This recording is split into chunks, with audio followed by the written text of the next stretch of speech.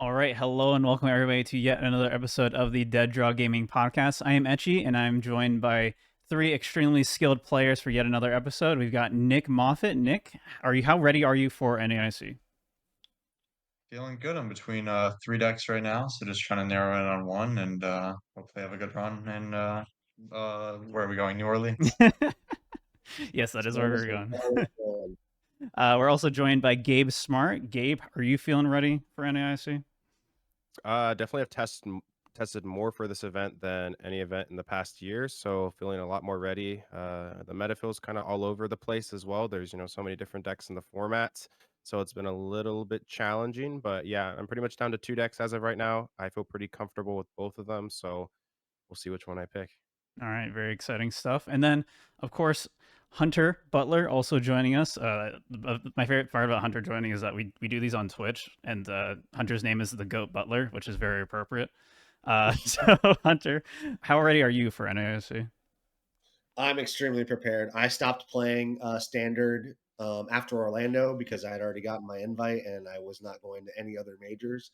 So I've been playing this format for like 2.5 months. So I'm over prepared, I believe. So yeah, I have a Yeah, lot of decks that I've tested and a lot of decks that I could see myself playing. And I've definitely even started scratching the surface on stuff for Worlds because I've been playing this format for so long. awesome to hear. I know. Yeah, I could tell you've been pretty thoroughly testing this because you already wrote like a top 10 deck list thing for Cutter Tap that has a ton of detail already in it too, going over a lot of stuff. So definitely apparent. Really excited to see how it shakes out at NAIC. But before we get into some direct NAIC talk, we're going to talk about some recent results. Is there anything anyone wanted to cover with the Temporal Forces meta results? Anything y'all wanted to go over with that before we just kind of jump into Japan Championships? Because that's obviously the most relevant thing going into NAIC. I would just say that I think people slept on Lost Box for a lot of this format, and towards the end, it finally reared its ugly head once some good players started to pick it up, and a lot of people didn't respect it.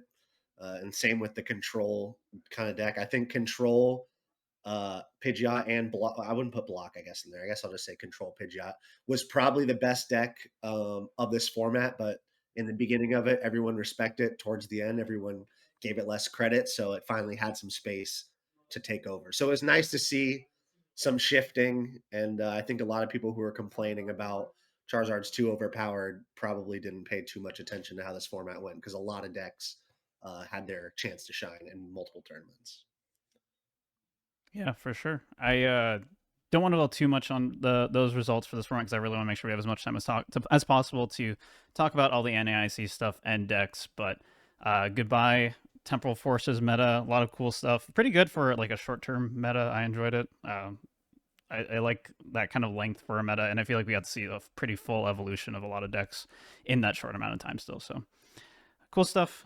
Talk about Japan Championships now. We got a full tournament of results to go over 1 week before NAIC, so pretty helpful. Obviously, it is best of one tournament until top eight of best of two, where it becomes best of three. Other thing to know with Japan Championships is that they can switch decks between day one and day two, which may have influenced the results in some way. But I kind of just want to go over the top eight decks and how that kind of shook out. Um, yeah, so the two to talk about, the two biggest takeaways are obviously Lugia and Raging Bolt. Two of them in top four for each version. So there's two Lugias for getting first and fourth, and then two Raging Bolt Ogrepons getting second and third. A lot to talk about with both these decks. A lot of funny cards in both of them. Specifically in the Lugia decks, there are some funny cards, and we can talk about those too. But I think we should probably just start by talking about Lugia, which is a deck that obviously was getting hyped pretty hard going into the format, and then did pretty well at Sapporo, and then did even better here. Who wants to start talking about Lugia? I wrote an article on it, so I can. All right, I perfect. think the deck is pretty well positioned right now. Its main issue is just consistency, but when the deck sets up, I think it's the strongest in the format. The only thing holding me back from it is sometimes you just have those hands where you can't play the game at all. And I think it does have those hands more often than other decks, which is a concern. But when you get going, you really get going, and there's almost nothing that can stop you. Mm-hmm. Yeah, I've played a lot of Lugia throughout the past year and a half. I did some testing with it. I think that when it sets up, pretty much what Nick said, it's the strongest deck in the format. Its matchup spread is insane. However, consistency is the biggest problem. I guess one of the interesting things to look at from some of the Japanese lists is it seems like they're not playing Carmine and they're sticking with the professor's research build. So that's, kind of interesting. I've been testing out both versions. I kind of prefer the Carmine because a lot of the time I feel like Lugs just doesn't really do anything on the first turn. Mhm. And it's a deck that, usually wants to go first as well. So I think that, having the Carmine is definitely, very, very important. Another thing that, was kind of interesting, looking at the first place list, what there was a Flutter main. I would assume that this is a tech for Iron Thorns, also is decent versus things like Lost Box as well. Then we also see the double jamming tower too. That card is very, very good versus the Gardevoir matchup, also good versus Stall as well, to Mhm. turn off things like their bravery charms and their hero's cape and stuff like that. So this list was definitely like very interesting. It seems like I cut some of the consistency for tech cards, as we don't see things like the Mezagoza. But yeah, no, I think that when Lugia sets up, I think it has probably the strongest matchup spread. It's just that in so many games that I've played the deck, I just can't really do that. Yeah. So, that's kind of the biggest thing that's holding me back. But if I can find a list that functions to the point that I feel comfortable sending it, then I definitely, definitely could see myself playing the deck. But yeah, I mean, it's pretty good, and its results are definitely showing in Japan. Yeah, Lugia was one of the first decks that I started working on when I was going through the first looking through the format, and I felt like, even after Miraidon winning, and there was only like I think it was one or two Lugia in the top 16 of the first Japan event, the Aichi or whatever. I felt like Lugia was really strong. It had a lot of the tools that it regained a lot of the tools it had before. Ogerpon replaces the Raikou. Iron Hands replaces Stoutland. Cincino is your one shot. You get the Blood Moon Ursaluna to replace Radzard. So you kind of have all the tricks that you used to have, except you're still lottery Lugia. You're still flipping coins, and sometimes they go your way, sometimes they don't.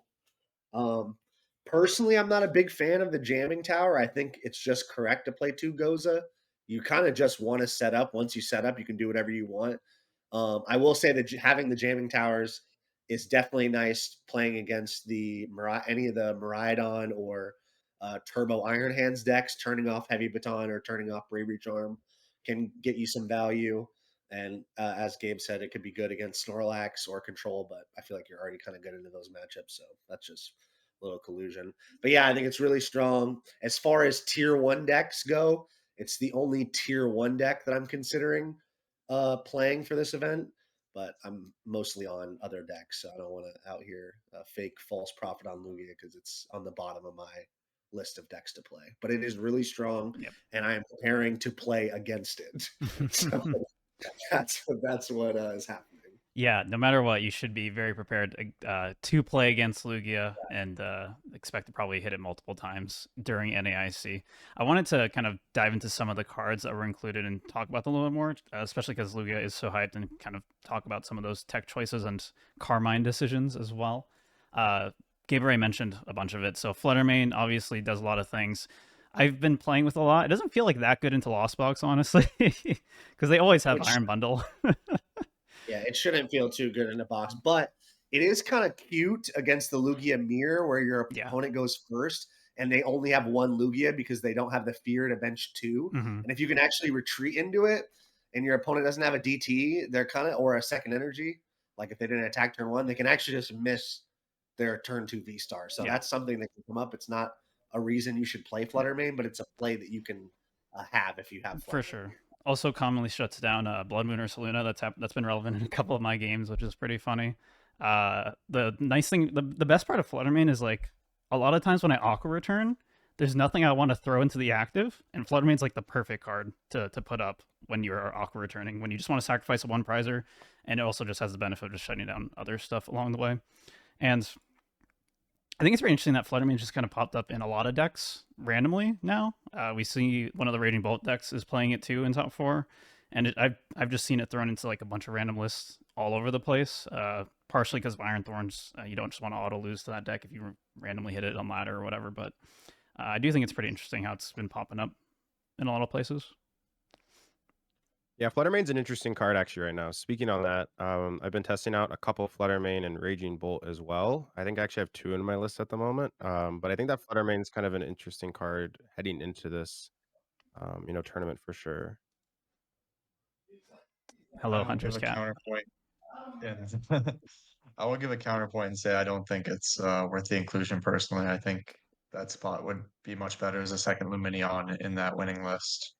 I agree. Not enough people are playing Tuluminion. You guys are sleeping on that. Yeah, Tuluminion, definitely super good. I didn't make a comment, I guess, on Carmine either. I do think the heavy Carmine is the best way to go. This is in my testing.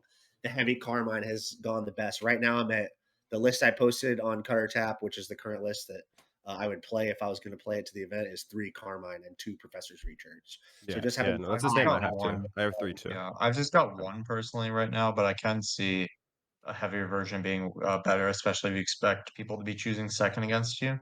Yeah. Which a lot of decks are obviously choosing blind Dragapult, a lot of Raging Bolt. I think Charizard. Raging Bolt should choose first more, but that's another story. Yeah, we'll talk about that in a little bit. I think they have been choosing it more often, but Carmine's kind of the next thing I want to talk about. I did a Twitter poll, put it up yesterday. I got 250 votes. I asked what the correct Carmine count in Lugia is, and I added to the poll. I said that 2 Carmine and 3 Carmine are the incorrect counts. So the poll options are 0, 1, and 4, and a lot of people got mad and said it's clearly 3. I would also, if I had any internet, I would tell you it was 3. We'll talk about it, but I think I want to talk about 0 first, because this is pretty common in a lot of the Lugia lists. I know Brandon Bond said that when he was doing his run at LA, he was choosing blind second with Lugia. And I think that might be why some of the Lugia lists in Japan were doing 0 Carmine, because best of 1, maybe they're just leaning towards going blind second in some matchups. I don't know that much about what they want to do there, but I think Lugia should have been going second last format for sure, so I agree with that. Yeah, if you're not okay, playing for Carmine, last one. yeah. This, and if you're not playing Carmine now, that you should be going second as well. yeah, but I'm playing 3 Carmine, so I was like, yeah, if you're playing the Carmines, go yeah, first. that's what I'm saying. Not, like, then I think it makes sense to go second. Yeah, that might be part of the reason why there's 0 Carmine lists. There's multiple 0 Carmine lists in the top 8 for Japan championships, but yeah, in my opinion, I definitely like 1 or 4 Carmines. I just think that if you're kind of doing the 1 Carmine, you're basically banking on only ever you getting it with Luminion, because you're just never going to naturally draw into that 1 Carmine on the turn ones where you actually want to use it. But the reason why I like 4 Carmine is because you are just starting Carmine in your hand way more often, and you can actually use the Ultra Ball, Capture Roma, whatever, on not Luminions more often, and you're actually getting to just grab Lugia, grab Archeops, and then spam down the Carmine. And the reason why I said I don't like 2 or 3, I don't like 3 because if your goal is to maximize the odds of you starting in your hand, then I'd rather just play 4. And if you're playing 2 just so you have prize protection, so you don't prize the 1 when you need it, then just play 4. That's kind of my thoughts on it. I don't mind 1, but the reason I came to 3 is because I have 2 fish. So sometimes I'll open it and then I have an extra fish to also draw. Yeah, but even with 2 fish, then 1 should be fine because you don't want to play it ever after turn 1, right? If you're always fishing for it. Well, sometimes you won't have Ultra Ball, and you'll just want to fish and then also use the Ultra Ball to get Archeops, to discard the Archeops with Carmine instead of Ultra Balling for fish and then Carmining and having no Archeops. Yeah, that's why I think 4. If that's what you're worried about, then just play 4 is my logic, because then you're just more likely to actually just have it in your hand and not to worry about it at all. I think Azul posted a list playing just 4 Carmine, no research. I think it was 4 Carmine, 4 Iono, and then 3 Boss's Orders, and that's it. And just was super straightforward. I would probably play 1. I would play 1 research too. Yeah, I think so too. Yeah. I still like research for sure. I would definitely play at least 1, but I actually don't know the number. So do you know the percentage that you start the Carmine between 3 and 4? It's 34% with 3, and it's 43% with 4. It's just battle VIP odds. There's a 9% increase, right? Yeah, right. 34 versus no 6. 43. Yeah. No, it's a 34 to 43, right? Oh, 43. Yeah, sorry. Yeah, it's a 9% increase. So I guess you have to ask yourself is that 9% winning you games, or is that Yeah. research mid to late game finding you the pieces? Because like sometimes like the thought process is that like if you have to research like on turn two, Mhm. research feels significantly better than the Carmine. But then like the argument comes into play. It's like, oh, but you used like Carmine on turn one, so you should be technically seeing more cards if you use the supporter going first. Yeah. So that's like the counter argument. But I guess also the other thing is like how many times is the person you're playing against choosing first, and then you'd just rather be having the research, going second because there are Yeah. decks that, still like to go first. And like, yeah, so that's kind of the thing you kind of have to gauge as well. Because when you're going second, like research is obviously significantly better, right? Because Right. then like at that point, there's no point to have, Carmine. But yeah, it's Yeah. interesting though. I mean, It's very dependent on how you want your deck to like play and what you're expecting to hit yeah, into. That's why I put the Twitter poll, because I think it's a like I don't think there's really a correct answer. It kind of just depends on what your build is doing and what you're trying to do with it. I would play 3 to 4 personally. I Yeah. wouldn't play 1 or 2, by the way. I would play 3 to 4, but that's just my opinion. Yeah, I would play Yeah, I 4. don't really see the point of playing two. That's Yeah. giving you 24% versus 13 for just the one, which I guess is almost doubling the odds of opening it. Well, the And problem I with guess one you're as well worried is that about it being sometimes you'll fish prized. and then you won't have it. Then you And then you won't have just put another fish down fish, for no and reason. especially If it's especially prized, with I this list with guess. Yeah, one that's fish just and one unlucky though. Carmine, it just doesn't make any sense. Yeah. People should Like, up I their don't fish. think fish actually is like yeah, I don't think 1 Carmine is great because you're just gonna pretty much blow a Luminion for no reason, thinking that, "Oh, like, I can get Carmine. Oh, it's prized. Cool. I just put a That's Luminion just on the field." unlucky then. What are you Sure. gonna do? Yeah. And just grab I mean, research that's when true, it's yeah, yeah. Lugia is already a coin flip deck, let's add some more variance to it, right? Let's some more variance. uh, we can go ahead and move on to Raging Bolt now. I know, Nick, you actually just wrote an article on Raging Bolt Ogerpon for Cutter Yep, Tap. So that do you want just to? came out today. It just came out today. Perfect. So people can check that out from info. Yes. But do you want to Absolutely. lead off talking about it? Yeah, I think it's a super strong deck. Was not surprised at all to see it get second in top four in Japan. Just super aggressive, super consistent deck that's really hard to deal with for a lot of things. Like on paper, it has a lot of sketchy matchups such as Lugia, such as Gardevoir, but you're just so much more inherently consistent than those decks that you can steal a lot of wins, similar to how like Roaring Moon did in the previous formats. But I think this deck's even more consistent than that. From my testing, and I think the results show that as well. So definitely at the top of my short list for NAIC. Deck's good. Yeah. I think that we, reached a point where it showed up online, like it was seen lots of success, and then people are like, "Oh, like this deck is trash, it's bad," and we're kind of, I think, exiting that, portion where like then like people are gonna realize, "Oh, this deck's actually not that bad." I think it's a real deck. I think that people calling it, like a meme or just like saying that it sucks. I don't think that's necessarily true. I think the deck has a lot of space as well. Like you want to play things like Pokemon catchers, like you want to play, things like the trekking shoes. You have a lot of room to, kind of like pick your tech cards. Do you play things like Sandy Shocks, or do you play the Fluttermane, or do you play the Slitherwing? Like the deck has like a lot of room to put in some weird stuff. But I think that the consistency is really like the thing that makes the deck special, because right now, usually at like the beginning of formats, people just kind of jam a bunch of cards into their lists, and things just aren't very consistent. Like I've seen a lot of like Dragapult lists, and I'm just like, I don't know how this thing is like setting up. But Bolt is always a deck that pretty much gets to play the game, and that obviously like has a lot of value, especially heading into a tournament that's going to have like 2,500 people, 15 rounds. Just like being able to say I can play games every single game, like that actually like holds a lot of value. So um, I think it's good. I think it's probably tier 1.5. I wouldn't say it's tier one. I think its matchups against decks that can use one prizers is pretty shaky. For example, like if a Lugia stabilizes and gets like the legacy energy onto a Cinccino, I feel like the game's just become really, really bad. But you do have room for things like the jamming tower if you want, or things like the lost vacuum for the Gardevoir matchup, which in my testing actually makes the matchup kind of close. And yeah, I think the deck is real. Yeah, I think it's decent. I don't think it's tier one though, but it's good.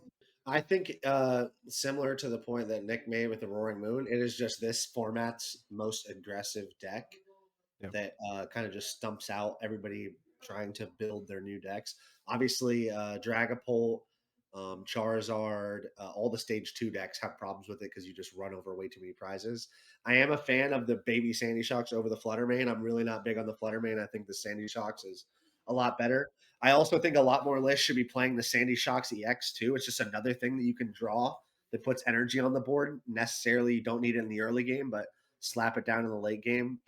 And it's one of those cards that can not only pick up an extra energy, but if you only have one Raging Bolt, it's a fifth ancient Pokemon to hold a second energy with Sada.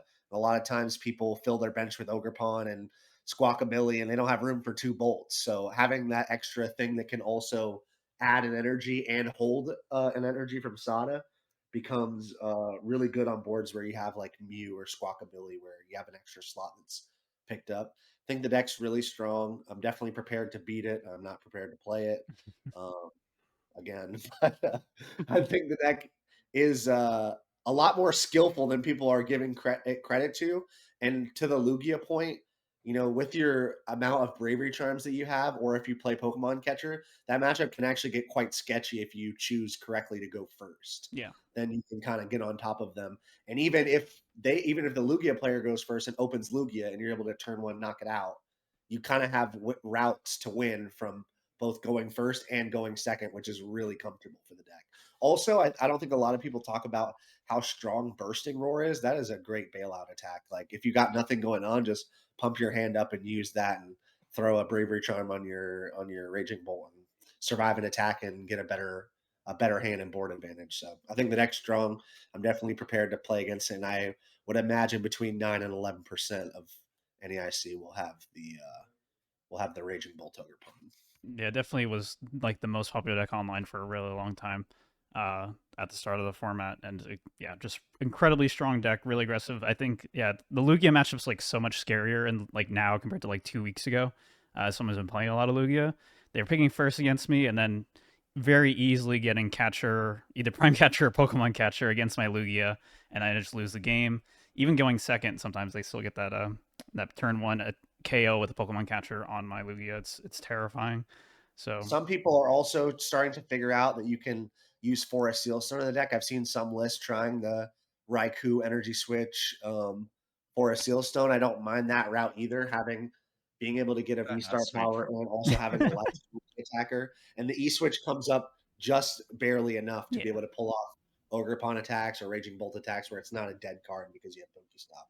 So if you're raring to put a V-Star power in your deck and not have to be able to flip your card, try out the Raikou and the Forest Sealstone. It's pretty good. Yeah. I have some things to say about the deck, I guess. I think the Sandy Shocks non-EX is the best tech for sure. Like Hunter said, being able to knock out any of your opponent's small Pokemon for just one energy, you don't even need to slot it. You could just use two Ogerpon abilities and then attach return to Sandy Shocks, and you're swinging for a knockout on a Dreepy or a Charmander, Pidgey, whatever. And then also the second attack comes up a ton against Lugia, actually. That's your best response for when they go Cincino is just, if you can't boss around, is just to hit for 60 with weakness and knock them out that way and then force them to have a boss in return. They can amp, of course, but if they've already used their legacy on Cincino or something, then that's not going to be an option. One thing I really liked about the list that got second is the Iron Bundle as well. That wasn't something I considered super heavily, but I think it makes a lot of sense. Say you're up against that Lugia, they only put one Lugia down on the bench, going first, thinking they're safe. You just drop the Iron Bundle, easily knock it out. Even if they put two Lugias down, you're still then taking two prizes on the first turn, which should put you far ahead enough to potentially win that game. I don't have the Pokemon catchers in my list currently. I just have two Boss and then the Palpad. Um, Not a huge fan of the catcher personally, but I do see its merits to steal some games here and there. for sure. The next deck I want to talk about is a surprising one that got top 8 at the Japan Championships was Roy Moon, and it's not like Roy Moon did Unsparse or anything. It's literally just almost normal Roaring Moon from like 2 formats ago now, from pre-rotation. Just notably has like the Darkrai V-Star and the Fluttermane now, of course. Iron Bundle, sure, but the rest of it just plays pretty normal. Has water energies, so Greninja has Canceling Cologne, all the E switches, all the dark patches, all the normal Roaring Moon stuff. Is this a secretly underrated deck right now? Is this actually like really I good? was very D-rate surprised deck to for see a D-rate duelist. I don't see how this is any better than Raging Bolt. It just seems like a strictly worse version of that. Like, yeah, you can use Moonlight Shuriken, but how often are you really getting that off? and then against Dragapult, you have to basically kill yourself to knock them out, which sounds pretty terrible. So I don't know about this one. Yep. C-rate duel or C-rate deck for a D-rate duelist, just worse than Raging Bolt. I figured none of us have like tested with this at all, so we really don't have much to say about it beyond that. And it's If you want to play something like this, play Ancient Box, like without the Roaring Moon EXs. Sure. Yeah, I think regular Ancient Box is still decent. I know I think it got top 8 or top 16 at the regular Champions League, like a month ago or whatever. Um, yeah, I'm not sure how this guy managed to make top 8 with this, but props to them for that for sure. props. The only thing this deck has going for it is Darkrai V-Star. That card's cool. Like being able to Prime Catcher twice is Yeah, the that card's only thing pretty that this deck has. You know, like being able to have a guaranteed gust effect, and then also like the Ninja. Those are like the only two things that are like, okay, this is probably why the deck did well, is Yeah. because you can Prime Catcher multiple times, or you can just cheese people with the rating. You can Other Prime than Catcher that, Cologne no multiple idea. times, which Yeah, is you can. hilarious. Lock it in for NAIC. Let's go. Maybe that's Yeah. how they're beating Dragapult, right? Because Dragapult is very reliant on those Drakloaks, Yeah. and those only have 90 HP. So if you can get that Catcher Cologne off play off at some point, maybe that's enough. And maybe you just like swinging to them and two-shot the Dragapult rather than trying to frenzied gouging, and you can just save frenzied gouging for the last two prizes. But it definitely seems like a dangerous play to leave yourself with 30 HP, especially since you're probably going to have like a Squawkabilly or a Mew on the bench. That's 4 prizes right there for them. So Roaring Moon pre-rotation had Moltres V, which let you put an energy in play and Forest Sealstone, and they still couldn't pull off Greninja consistently. Now that we have less of that, I just don't understand how this deck can pull it off. But hey, I didn't see it play on camera, so I can't say for certain. But if I was a betting man, I'd say that he barely ever pulled off Greninja in any of the games that he played, personally. But maybe I'm a hater. The next top 8 deck then is Gardevoir EX, which is another deck that is pretty hyped up. I think a lot of very good players are strongly considering bringing this deck. It seems very strong into a lot of the top decks right now. Gabe, what are your thoughts on Gardevoir EX as a past Gardevoir player? So, out of all the top decks, I think that the most top players are going to decide to, like play this deck. Like, I don't think a whole lot of top players are going to settle on things, like the Raging Bolts of the world and stuff like that. I think that I think the deck is good. I think when it sets up, it's just insanely powerful. There are a couple problems with the deck. For example, if people start to play, things like jamming towers or vacuums, those type of cards cause a lot of problems for the deck, just because the deck right now relies very heavily on things like the Drift Balloon or the Scream Tail, and obviously you need things like Charms on those to be able to hit the big one shots. The deck also bricks a lot. Its turn ones are very, very weak, and sometimes on turn 2 you just can't get the psychic energies you need to deal, like 280 in certain situations, or like 240 as well. Like there's a lot of numbers you need to hit, like on that, second or third turn of the game, that sometimes the deck just can't hit, and that's my problem with the deck at the moment. I will be fully transparent. It's probably in my top 3 choices as of right now, but I am running into concerns based off just, like in some situations your deck just does not function, so I think that it's definitely very, very good. It kind of reminds me, kind of a Lugia in some ways, of like when it gets going, it's just, like super, super powerful. However, it's not necessarily doing that every single game in testing, which kind of has some cause for concern. But I think its matchup spread is insane. Like when you set up, you're pretty good into pretty much every single top deck in the format. So yeah, it's a good deck. Has a lot of outplay potential as well, which I think Lugia has a little bit less of. But it does have, some problems with consistency that I'm a little bit worried about. But it's good. I respect it. this is my first time looking at this top 8 list. It's very interesting. Yeah, I want to talk And about some of not the funny cards necessarily in in a it. good way. There's no Greninja, Yep. which I guess they only have one nest ball to find it anyway. And then they do have the Tatsugiri. I like that a lot. Tatsugiri is one of my favorite cards of the set. I think it's super underplayed right now. And I think it makes a lot of sense in Gardevoir. You can promote it at the start of your turn, attach manually retreat, and then still power up your guys. It had both Fluttermane and Klefki. I don't Yeah. think that's necessary. I would say just pick one or the other and replace that with Greninja probably. And then no Manaphy is interesting as well, which might be okay in the given format. Lost Box is really the only deck that's doing Greninja right now. Chen Pao's almost completely fallen off, which I think that deck's pretty underrated too. I Yeah. think it's still solid. But if they knew that the Lugias weren't going to play Ogre Pawn, I think that was an interesting call by them. Yeah, I think expect. Go ahead. I was gonna say I expect Ogre Pawn to be a little more played over here than Yeah. it is in Japan. I've seen it in more of the online lists than the ones doing well in Japan, but I know uh, some people, yeah, some people play it, some people don't. It's personally on the edge for me in Lugia right now. Yeah. I have something But to yeah, say. that was an By the way, interesting call by them.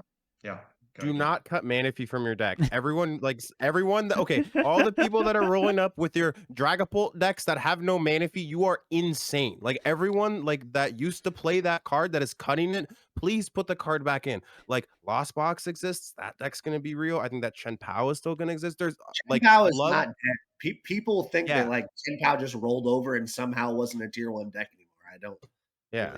really get Lugia is probably I still think the gonna play deck is still Wellspring. very good, but I don't think it will be played at all. Please So I play think there is Manaphy. I beg merit to everyone not playing that.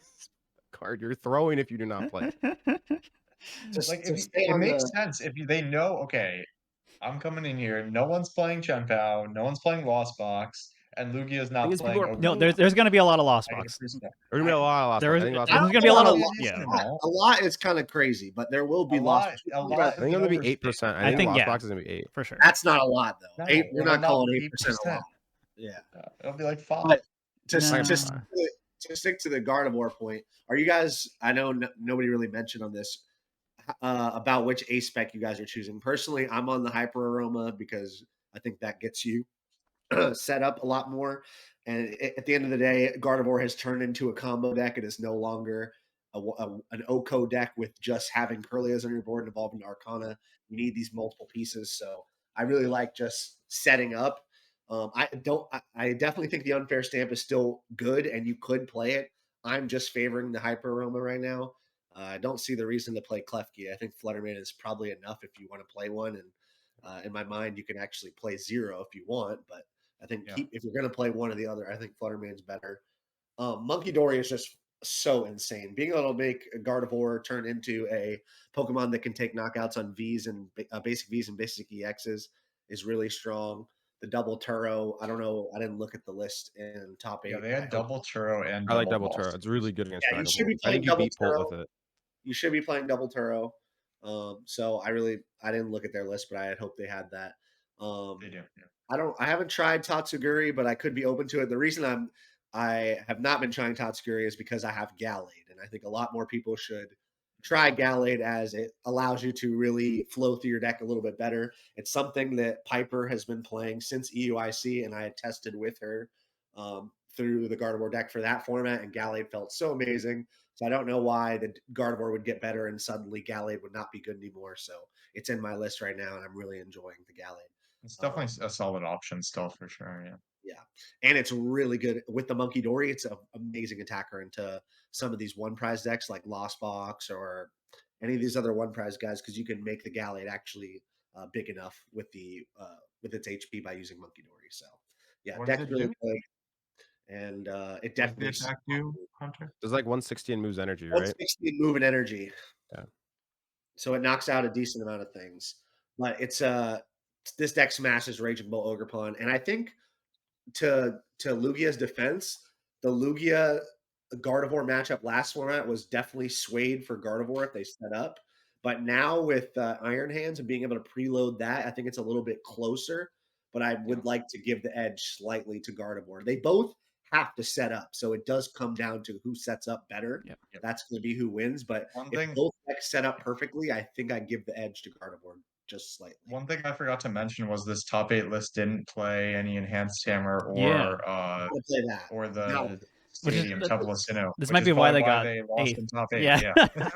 I think maybe they're just banking on maybe they're just banking on Klefki like shutting down setup long enough to get them ahead. But yeah, without E-Hammer, Temple, at least one of those. You got to play one of those if you want to have a chance against Lugia. Yeah, for sure. I think that unfair stamp is broken. I think that, pairing that up with things like counter catcher, like you just have like so many just like insane plays that you can make. I do think the Hyper Aroma is cool. But I do like sometimes just using the stamp just to draw cards in some situations as well, which is just like really, really nice. So I think they're both solid for sure. But I personally have been preferring the stamp. I think that the comeback potential with this deck is just, like pretty insane. So, and stamp, like obviously helps you accomplish, like those comebacks for sure. I So think I'm a fan stamp of is stamp. better. Stamp is better if you get to go second. But if you have to go first, then I think you'd be Sure. really Yeah. happy Yeah. to Yeah. have You can Roma. just And I hyper have Roma been thing. choosing as the Gardevoir, even with Hyper Aroma in my list, I have been choosing That makes first. sense. Yeah. I want to Yeah. go first I think you against should the go first with Gardevoir as well, because the only deck that really will hit you on turn actually, the only really 2 decks that hit you on turn 1 are Raging Bolt, which you're already good against, and then Lost on Toolbox as well, but, like, you really, really, like, wanna go first against things like the Lugia matchup, the Dragapult matchup, like, all those matchups. It's, That's kind of the thing like that a pretty makes me important to think go you first. don't necessarily need the stamp though. Like the decks that you would be disrupting, you should be beating anyways. Also, you should be Which playing 4 Iono anyways, so Mhm. so I don't really, and most lists play Palpad too. So it's like, is the stamp really that strong when you can just Iono? I get the initial, they take Good 1 turn prize, two, yeah. then you Right. stamp them, and they take another prize, and you Iono to 4 or Iono to 3, Yeah. whatever. I will say the stamp is better for when you're trying to combo it with a when you're trying to combo having a Driftloon attack and changing their hand, because you can go Arven for Brave Charm and stamp, and then you can probably have some semblance of a card to get Driftloon. So you can also change their hand and get the tool that you want. But my list currently doesn't have the possibility to do that. I'm just trying to draw a lot of cards and Yeah. find the knockout via that way. Is Both everyone are both are really good options. I don't think you can go wrong either way. Yeah. is Don't everyone play Heroescape. That card's dead. I think that time has Card does passed, not yeah. exist in Gardevoir anymore. You either play Pink Mirage Step or you play Funny. Is everyone team Arvin or team Speaking of Irida? that, I don't think it would be terrible to play Arvin. Arvin for sure. Yeah, Okay. I don't think it would be Weird is terrible to horrible, play don't play one it. of the what's it called, Luxurious Cape, to get that 100 Yeah, HP yeah. boost at the end for your Driftloon. I think the Another thing space is so, like, I don't tight in the deck, though, like, I don't know if you yeah. even have room for, like, the second balloon, like, I've been trying to figure out how to fit the second balloon, like, okay, well, now I have to cut a little bit more consistency, so, like, that's been my personal problem actually with the deck, is just, like, where does the space, come from? Like, I cut down to, 3rd Iono, and I was like, "Dang, I really want the 4th one back here, but, Yeah. I want some other cards." Yeah. Mhm. And that's actually why, like, I wouldn't play things like the Clef Key. I was testing out the Clef Key, and I was just like, for the most part, like, if I need it versus something like the Lost on Toolbox, especially on the first turn, it's pretty hard to get the Flutter Mane and the Clef Key out, so, like, And to typically be you can able to just get Evo, one. so you're playing Evo, so it's like, You are you just really can't gonna be really able to? get that out versus that matchup anyway, so, like, at that point, like, what's the point of playing both? Because versus Lost Zone, if you're playing both, you wanna go first, but then how are you getting both out, like, onto the field and, like, retreating? You just need, like, so much in those situations for the card actually to be, worth it, so I probably would just not play Clef Key. The real reason to play Fluttermane is to have it against Iron Thorns, in my opinion. Is to Yes, it's also actually, really good against the Lost Zone matchup because you can go, like, Stamp, yeah, and then you can it's Stamp good and make against Lost and Zone, KO, like, a anything in the Sableye or game. something, which is really good. But like you can't push it in the active early. Whereas against Iron, if you run into any, not that I'm saying Iron Thorns is going to be super popular, but if you run into Iron Thorns, you can actually play the game. Without Fluttermane, you Yeah. cannot play the game. You lose the I game. guarantee you there's gonna be an Iron Thorns that goes, like, 8-1 or something like that and just hits, like, all of the good matchups, so I actually think that Iron Thorns is gonna exist, like, will it be, like, 5% of the format? No, but it's probably gonna be, like, maybe 2%, and one of them is going to Sunrun, for sure. I think that I don't maybe think I we got. 1%. wouldn't be worried I don't about think it. we got 200 Iron Thorn Yeah, that's a soldiers. But lot. Oh, that is true. I'd say 0.5, 0.5, let's say 0.5. we might Yeah, have no way 60. 200 people are rolling up with quad You're thorns. gonna have 60 I think 50-year-old Pokédads rolling up with the deck. I will say I think 50 to 60 Iron Thorn soldiers sounds about. That's Even that might be pushing. high. Yeah. It's the drunk dad deck, dude. It's so funny that you just said that. I'll have That to deck say. is so bad, dude. It doesn't even beat like Raging. You get rolled by Raging Bull. The only thing you like auto win is so you And gotta hit control. back. You absolutely bend over Snorlax and control. They have no. They got zero, zero. I will say, if I'm going to give any defense to Iron Thorns, you are. It's the only deck that has a matchup spread specifically of beat Charizard, beat both control decks, and beat Lugia, and that's a pretty Do you ridiculous. even beat Charizard? Huh? How does your deck work, dude? You're going to draw 2 fires? And You some can't. eventually. I don't know. Also, I the think you fan card farms them too. you've lost a bunch of your energy by that point. Yeah, their list is Yeah, too maybe it's not. cooked to destroy Charizard. Like the Iron Thorns itself is not the problem. The problem is everything else in the deck too, Oh combined with yeah, Iron for sure, Thorns. sure. But speaking of Charizard, Charizard's a good deck to talk about next because we didn't talk about it all last podcast.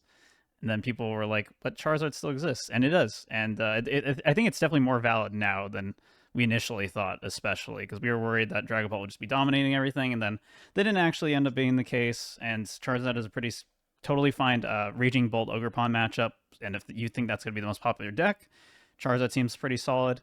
And then more importantly, I think a lot of people are just going to play Charizard because it's the last tournament format and they played Charizard all of last format. I think there will be legitimately probably like over 5% Charizard solely because of that.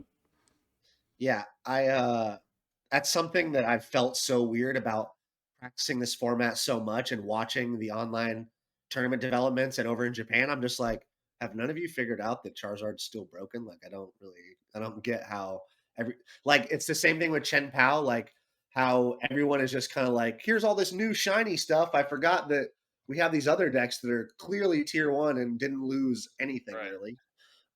Reset Stamp is insane for the deck. It was one of the, I mean, whether you play Prime Catcher, Reset Stamp, Hero's Cape, whatever you choose, there are plenty of valid reasons to play all of them. But I am very heavy on the Reset Stamp, and I think it's really, really broken. I Putting think your Bib was opponent in still two good. cards and knocking out their active turn two is pretty good. Yeah. Yeah, like against Lugia, which I think a lot of people are under the impression that Charizard versus Lugia is like so overly favored for Lugia. Wow, But that's you can close. simply make a one prize board and either use Cleffa or Tatsugiri, depending on what your list is. Kind of sit back, put a bunch of Pokemon down, and as soon as they summon Archeops and take their first prize, your first turn is just Candy, Charizard, Countercatcher, Archeops, Reset Stamp. They don't get the gift energy because they didn't put it on their chops. They put it on their attacker, and they kind of just peter out after that. And then you have a 300 HP Charizard. So I think it's really strong. I think its matchups are still good. It's an extremely consistent deck, and I also think that the control Charizard, which is just the best kind of pseudo halfway point of Charizard, is still extremely strong as well. Just having a control early game and then late game spamming Charizard and Radiantzard. So I think both the strongest variants of Charizard, both Charizard Pidgeot and Charizard Tempo Control or whatever, are both viable decks, and you should be preparing for them to be at this tournament because they will be. Yeah, Charizard's really weird actually. I don't know, like the fact that people wrote the deck off is just kind of bizarre to me because Raging Insane. Bolt's taking up probably 12 to 13% of the format, and that's a pretty solid matchup for the deck. So like you're like saying that, oh, because something like the Dragapult deck exists and that deck will probably take up around like 10%, I feel like isn't like the greatest argument just because if 13% of the format that just, like randomly appears in the format, Bolt is, like it pretty much makes up for the fact that Pult is, kind of a tough um matchup for the deck, right? It's just because we have a brand new deck in Bolt that's a good matchup. So like I don't understand why people are saying the deck is, like not good. Like I think the Lugia matchup is close. Like I think the matchup is like 50-50. I think if you put in like a Temple of Sinnoh as well, things like Stamp, like those cause like a lot of problems. I mean like Radzard as well is just, like super powerful versus that matchup.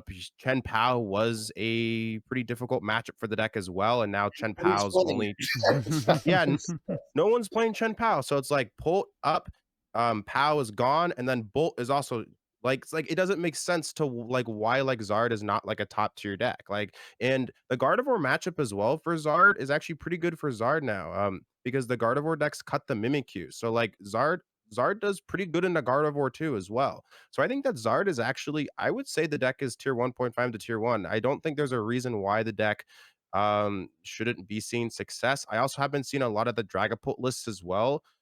Used to play the TM, but now they cut the Devo from the deck a lot of the time just for like more consistency. Like I think the Pidgeapult variants aren't actually playing the de-evolution.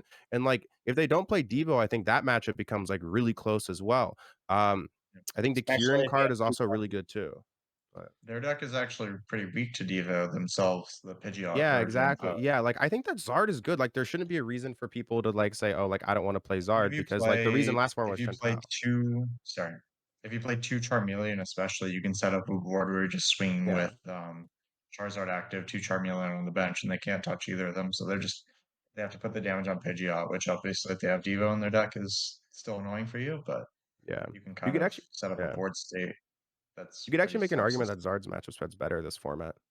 Also, Charizard was playing Mist Energy last Yeah, format anyways to play around Devo and Mirror, so there's no reason why you can't just play it now. Throw one of those in Also, between. I've seen a lot of this going on with Dragapult and Charizard. Don't play 60 HP Pidgey. It makes no sense. Just play the 50 HP one. Yeah. It's way better. yeah, You're not surviving pull anyways. You'd rather just have the better stuff. But I agree with Nick. My current list does have 2 Charmeleon. I think Charmeleon's really strong. I've been switching between Sinnoh and E-Hammer. I'm now kind of more on Sinnoh at the moment, but I could see either. Just depends on kind of how you want to go about it.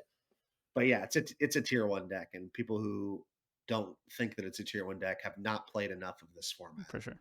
Yeah. I I think Sinnoh makes sense more in Charizard specifically, as you can shut off both gift and legacy. So if they On like try hands. to amp Both, up early, if they're both on hands, it's fine, right? And sometimes I will say in Lugia, right? There's a lot of times when they use something like a hands, they're taking 2 prizes, and if they have like a 3 to 4 card hand, they're not really drawing too much off gift anyways. So you kind of are okay just removing the legacy, but that is a good point for Temple, is you can remove both at the same time if yeah. you paired it up with Iona or whatever. Mhm.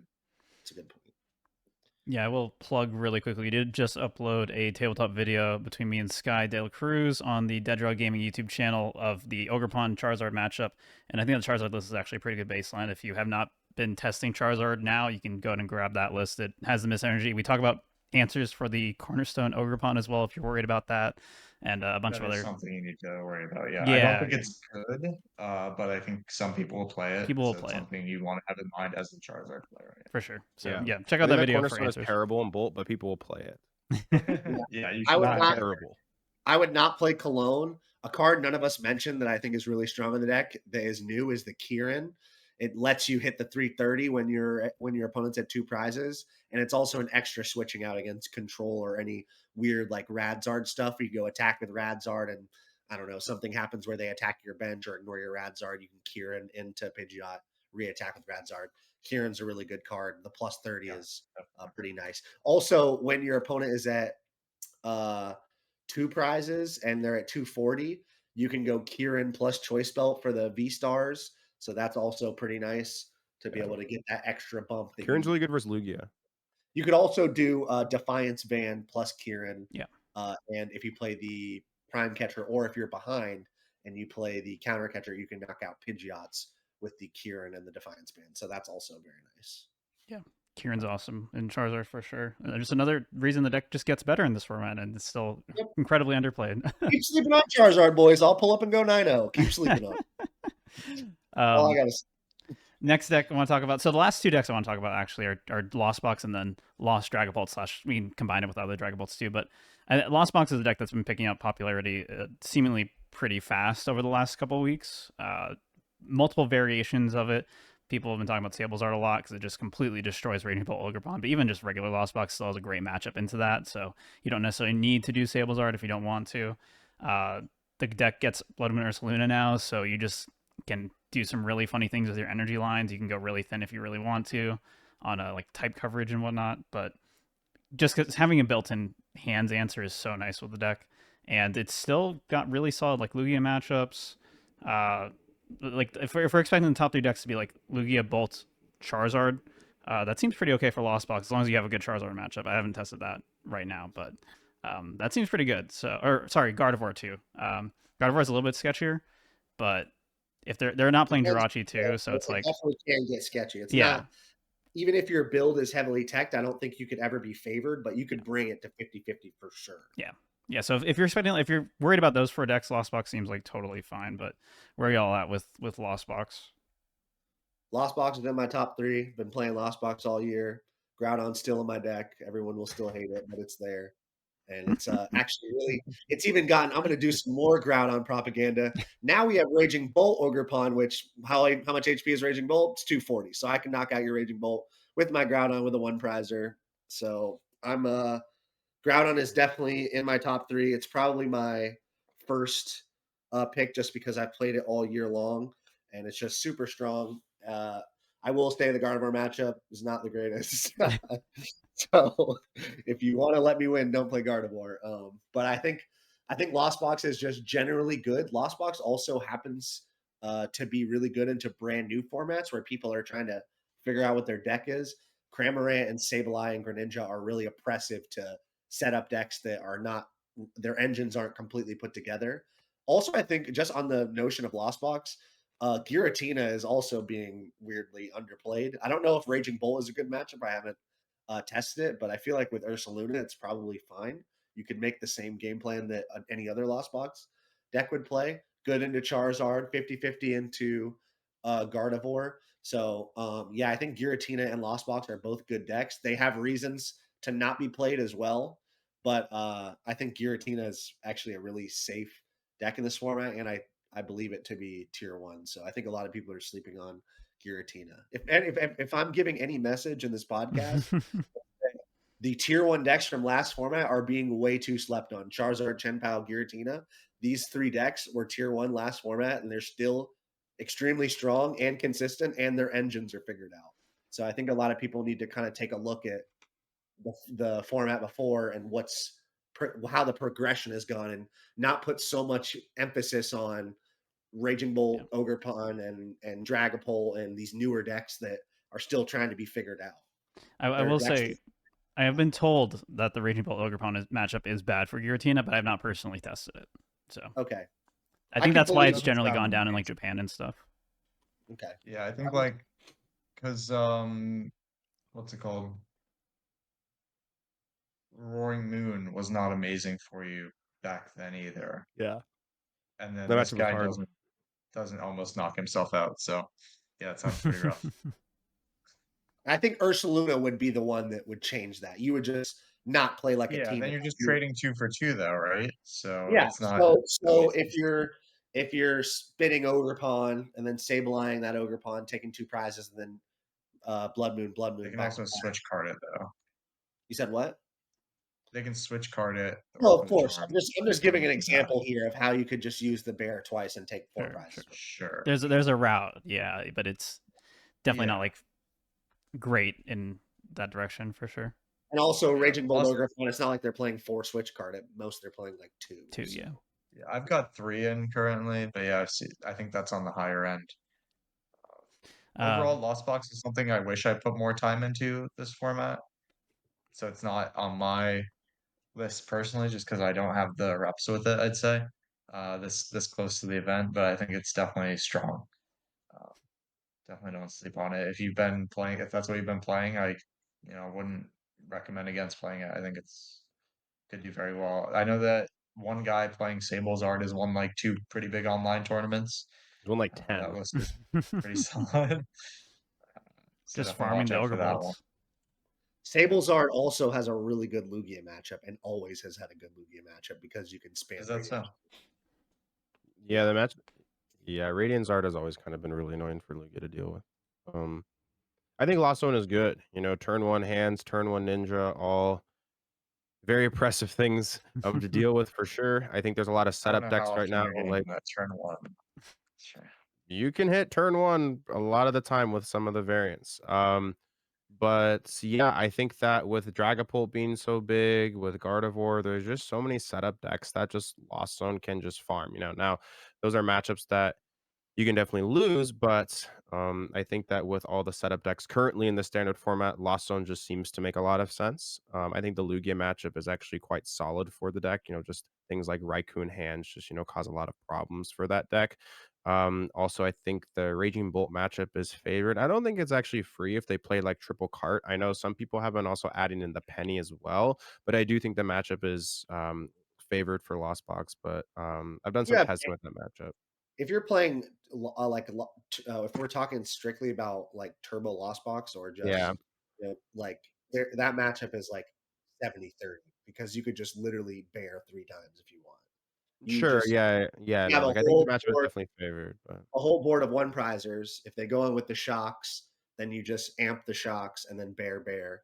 And if you go full board of 1 prizers and they knock you out with a Raging Bolt, then you just can go into either. I guess, yeah. It's pretty simple. It's a very, very, very good matchup, Mhm. This guy was especially. destroying Gardevoirs in this TOD regional championship. He won 11-1-2. Yeah, Beat Lost Box like was definitely 6. decent in the Gardevoir. I think the matchup's close though, but I think that It's unfair close with stamp. yeah. What's that? I think the matchup is close. I think I would give it favored to Gardevoir, but Yeah. again, One-third Also, stamp definitely Cresselia is going sounds like back a in too, major and that's a issue. really difficult card to deal yeah, with. Gardevoir has to set up, and that's a little bit harder than it was before. Yeah. Yeah. And not to put any pressure on anyone because I plan on playing Lost Box, but no one's playing Jirachi, so Sableye kind of just has a field day with the whole format. Yep. That is true. That is true. I think 2 Sableye right now is pretty good since there isn't really any Jirachi going around. There's a build that I don't think a lot of people have been trying, but that I've envisioned to be like pretty good, where you're just focused on 2 Cram, 2 Sableye, Ninja, and then either Hands or Raikou, however you want to go about it, and then the bear, and you're just like, all I'm worried Yeah. about doing is these things. Yeah, that's popped up in Japan, like variations of that, very similar to that. And I've And seen it's some with good. Basically, Cologne. this list Yeah. I've seen that some with won this Cologne and stuff. tournament. I think that's a decent idea too. Me personally, I like to have a little more options than that. But as far as a just strong, consistent Pokestop variant, a lot of these Lost Box decks, they got to start playing Pokestop. Artisan is not it. So if you're trying to play Turbo Lost Box or any Lost Box, I advise you to try Pokestop because Artisan and Town Store are definitely not it, in my opinion. For sure. All right, I think the last deck I wanted to cover because we are starting to run a little long here is Lost Zone Dragapult slash other Dragapults as well. I specifically want to target Lost Zone Dragapult because we didn't really talk about it that much last time either, but it is the one that seems to be picking up the most steam lately. It just seems really solid into it fixes some of the Dragapult issues of your slower starts kind of sucking a lot of the time, whereas now you have slower starts, but you at least can just cram spit constantly while you're setting up and apply a lot of pressure that way. Um, do you guys think this is the strongest build of Dragapult right now? I'm a Dragapult hater, so I'll start with that. I don't think the deck's tier 1. I don't like it in Lost Box. I don't like Xatu. I think the only way you should be playing Dragapult, and this is the way that I've been testing from the beginning, is with the Pidgeot and the Neo Upper Yeah. Energy. And once I saw like 2 or 3 weeks after I was working on the deck, I saw Shintaro playing it that way. I already knew I had the deck the right way. So I've continued to keep it the right way. I don't know, I don't know about you guys, but Shintaro is one of the best rogue deck builders of all time, and I tend to sort of flock towards when a new archetype comes out, a Tord, a Shintaro, a Pedro. These type of lists are the ones that normally end up sticking around. So that's the way that I prefer to play Dragapult. But even as the Pidgeot version, I don't think the deck is super strong. I think Raging Bolt Ogerpon is a terrible matchup. I think Lugia is a terrible matchup. Some of the best decks in the format and some of the best counter decks to those, like Miraidon, Lost Box. Imagine you're playing against a Lost Box as a Lost Dragapult. Like, you're definitely losing that mirror. They're going to be a lot faster at putting cards in the Lost Zone. And if you don't get multiple Comfy, multiple Dreepy, and Manaphy on your board, I'm sniping off a whole lot of stuff. So yeah, I don't like Dragapult, but if you are going to play it, play Pidgeot and play the Double Rainbow. Really good. It's the only way you can attack on turn 2, which I have not seen most of these Dragapult decks on stream in Japan or other places perform a turn 2 attack. So that's the only way I've seen it done. Yeah, I think the 2 best variants are probably the Pidgey variants, I would say, just because of like the stability that quick search gives you. I think the Lost Zone variant is the second best one. I haven't put a whole lot of time into it, but the games that I've tried out, it feels okay. The Xatu version just sucks. Like, it's just not good. I've put so many games into that deck, and I just cannot get the deck to work. It just feels atrocious. Mhm. So I think the Pidgeot one is probably the most stable one. I think Neo is probably the best A spec to play currently as well in the format, but I don't think the deck, like, it doesn't beat Bull. It doesn't even beat Gardevoir as well, because a lot of the Gardevoir lists are currently playing the Cresselia, and like the Monkey Dory plus the Cresselia is just so Plus hard. double 2. A double turn. Well, yeah, because they can just go. 'Cause they can Gardevoir, hit you with Smack. Miracle Force and then just Turo and the game ends, I feel like. I feel like the matchup does not feel very good. So, like, at that point, it's like, why are you playing Dragapult? Like, what matchup versus a top tier deck is actually good? Like, I can't seem to find one where I'm like, "Okay, this, like, matchup is good." I think the one matchup you could say, "Oh, like, this matchup is probably pretty good," is the Charizard.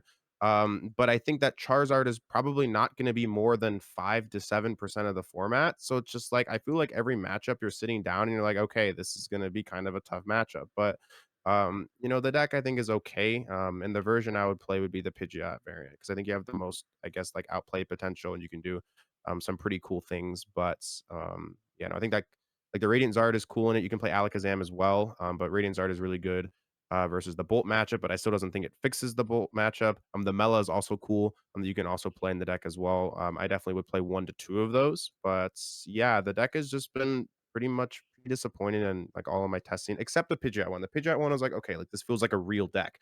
But a lot of the other variants, I was like, this is a theme deck at best. Yeah. Also, we didn't something that wasn't mentioned. I'm playing again. This is one of the lists that I posted in my article. Is the Lance? I think Lance is super strong, and people are not Mm, giving that a go to actually set up. It can act as right. Bridget. It can act as something to do on turn two. Feels really strong, and yeah, I've definitely enjoyed the Lance a fair bit. Yeah, I'm surprised that hasn't seen more play than it is. I will make a comment too on what Gabe said about 5 to 7% Zard. I do disagree. I think we'll see between 10 and 15% Zard, and that's going to. Really? I think that will surprise a lot of people. Not only that I'm saying that, but because it's going to come true. Yeah, Uh, I was gonna go into meta predictions next, and I said earlier that I think it would be at least 5%, but I definitely do like sincerely believe 10% approximately is gonna be what it actually is, and I would not be surprised to see it reach 15%. Because again, I just think there's a lot of people at this tournament, a lot of people it's their last tournament too of the season, and they're just gonna be like, yeah, I'm gonna pick the deck that I've been playing for this entire year, and it's gonna go great. I'm gonna have fun playing my last deck or playing the out, deck that I enjoy like that. So. out of 3,100 players, about 150 of them are, and I'm not trying to make, I'm not trying to make anything go viral, but 150 of them are ones that are really good and, far above average out of 3,000. There are a lot of Right. people that have just played Charizard all year long. They have no reason to Mhm. buy new cards and just continue to play Charizard. I do like. I guess overall meta predictions. It'll. I think top three will probably just be some combination of Zard, Bolt, and Lugia.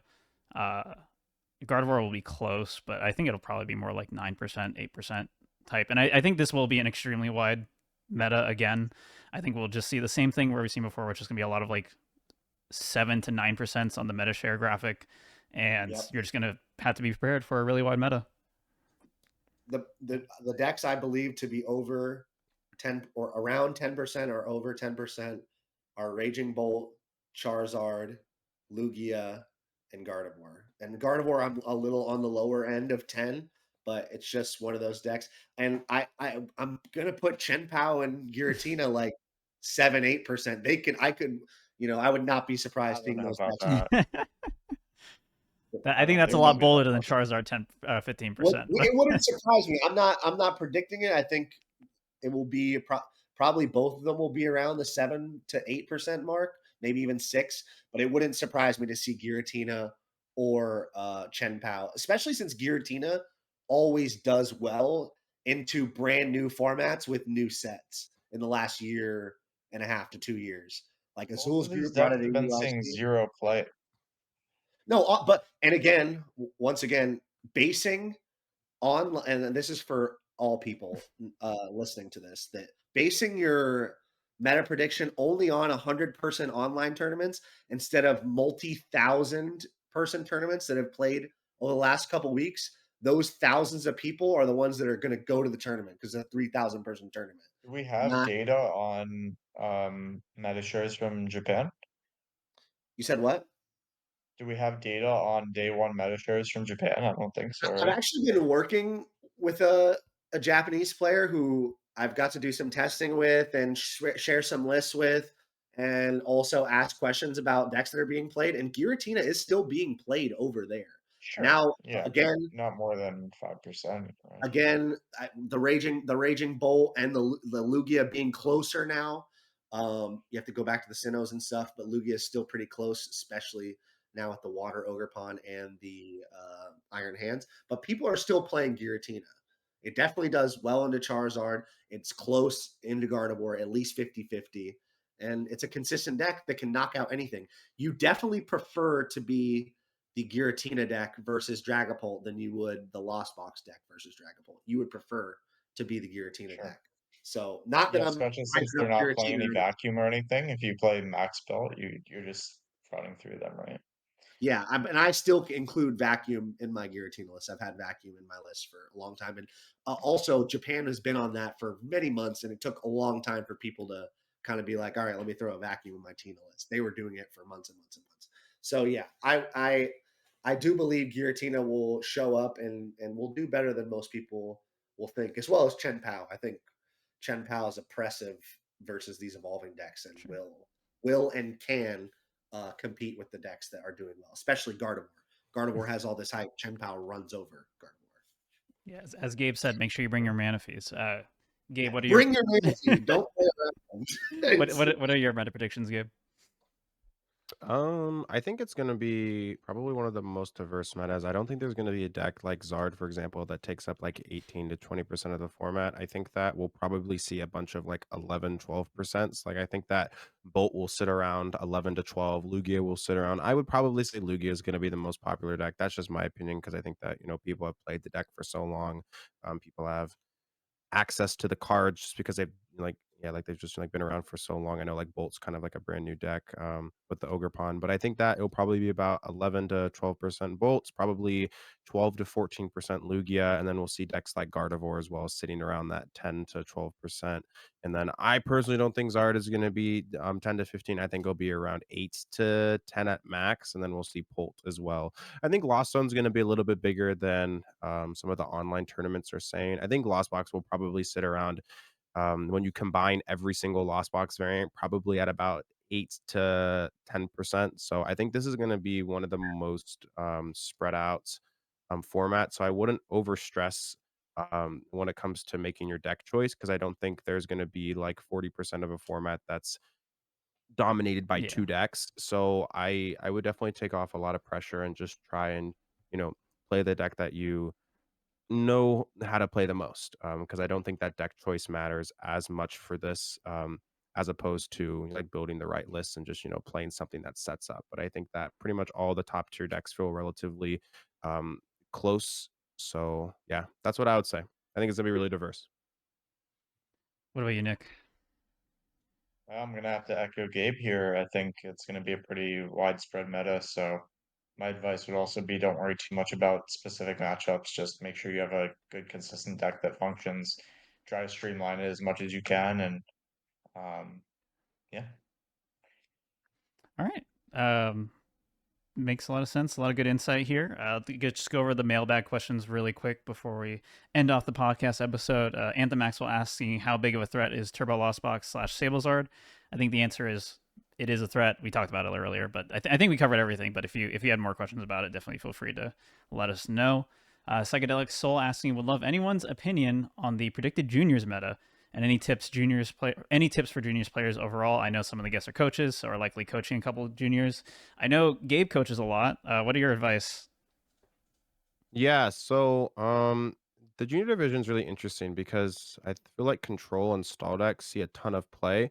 That's like one of the things that I noticed actually. I remember one of my students got second place at Los Angeles, and I was watching some of their games, and pretty much the top tables, it was just all Snorlax stalls and Pidgeot controls. That was pretty much it seemed like the majority of the top tables. So I would say expect those decks to be bigger for the junior division than they are in the masters and the senior division. And then I would expect probably a lot of Raging Bolt as well, like just because I think the deck is, pretty um, simple to pick up and, um, figure out like the basics of it. I don't think decks like Gardevoir and Dragapult will be very big in juniors just because I think they're pretty complex decks. And I feel like people kind of like to um, kind of just like stray away from them, I guess. But yeah, I would say probably Stall and Control will definitely see a decent amount more play, and then I think Bolt will be the most popular deck for that division. But that's just my opinions. So Yeah, I coach juniors and seniors, and I do feel like a trend that has happened specifically this year that hasn't happened before is that the top level juniors and seniors have kind of figured out that most people don't test against control or stall, so they yeah, just get a lot of free wins and they get to get big placements because they're not these kids are. It's not fun to play against those decks. Kids that are going there to have fun, they're not playing against those decks because they're not fun to play against. So if I was going to tell any other seniors or juniors to play a certain deck, I think that Lugia is by far the best deck for the younger divisions. This for NAIC, just because you get a free dunk on the control decks, and you kind of just are overall very powerful. So just gives you a lot of options. I think Lugia is a super safe pick for the tournament for yeah, younger I agree. divisions. Yeah, makes a lot of sense. Last question from Tyrant TCG: what is the safest pick to get top 512? The easy answer is whatever you're most comfortable with, because top 512, you don't necessarily you don't need to make day 2. You just need to go get 5 wins, and you're probably getting it as long as you didn't go like Yeah, start how oh big 3 or is day something. two gonna be? Probably 256, right? Or Yeah, maybe Yeah, 300 people It'll be maybe. about pushing it. 256. Yeah, if you want to get How many 256 people points, are you have to make registered? it to 3100. 3,100, right? Yeah, Is so it that might be a 300 person day two, but you can make 256 at like, I actually don't know how many masters there'll be because I know the juniors and I think the junior and senior division are preparing for a day 2 from what I've heard, and I'm spoken to some of the right? So parents, that's which means 200 plus, right? correct, yeah, so they would need at least, I think, 227 or 228 to get to that threshold, so if that's true, then that 3,100 is gonna like, we could probably say it's gonna be a similar size to EOIC just because I think for this event, there was a lot more, slots for the juniors and seniors, so it actually might be smaller than, people are predicting because the 3,100, I think, is including, the younger TCG divisions as Oh, well, that's so including both. I'm pretty For some sure. Yeah. reason, I spoke to yeah, a yeah, yeah. It includes I both. was speaking to, I forget if it was Will be I was speaking to a judge, and I was like, "Is there any way we could tell how many masters there is?" And I think one of them just told me it was straight up 3,100, but maybe I'm just remembering that wrong. I don't Mm. yeah, I think it's smaller. I don't think it's 3,100 because if it's saying 3,100 on Arcane 9, then I Oh, think that's that's what including. Yeah, I that haven't looked. usually means all three division. Yeah, Okay, I didn't look. I haven't looked at that, so yeah. okay, that makes sense then. Maybe it's not 3,100, but yeah, makes sense. But yeah, I would just say whatever you're most comfortable with, which I know not the exciting answer. If you need a real deck answer, just play Charizard, I think. Raging Bull or Charizard can get you 5 I would wins. Yeah. say Raging Bolts. Yeah, I think the deck's just super strong and consistent. Like Lugia is more high roll. Both decks are super strong. But Raging Bolt's probably more likely to give you a decent placement with Lugia. You could just have a super low roll and lose a lot. So Yeah. uh, if you just need to get points, I think Raging Bolt's a great pick. And I think it's also a great pick to potentially win the tournament. So just There you go. both are great decks all around. Yeah. All right. So I think that's going to be it for this episode of the Dead Draw Gaming podcast of our NAIC episode. We are going to record a quick little bonus episode for the Patreon right after this. So if you're interested in checking that out, go to the Patreon. We'll talk about some more underrated deck choices or rogue decks for NAIC. I know Hunter's very excited to talk about Diplin, so we'll talk about that. But you can go ahead and check out our Patreon. It'll be in the description below. Shout out to our sponsor, Cut or Tap, for supporting us. A lot of great articles. I think everyone here has written an article pretty recently for Cut or Tap. I know Nick just put one up today that was mentioned earlier about Raging Bolt. So if you are going to play Raging Bolt, definitely check that out. Cuttertap.com. If you want to watch me stream, I stream at twitch.tv/Etchy, and you can find me on Twitter at EtchyOK. Nick, where can people find you? My Twitter is at Nicholas Moffitt 2.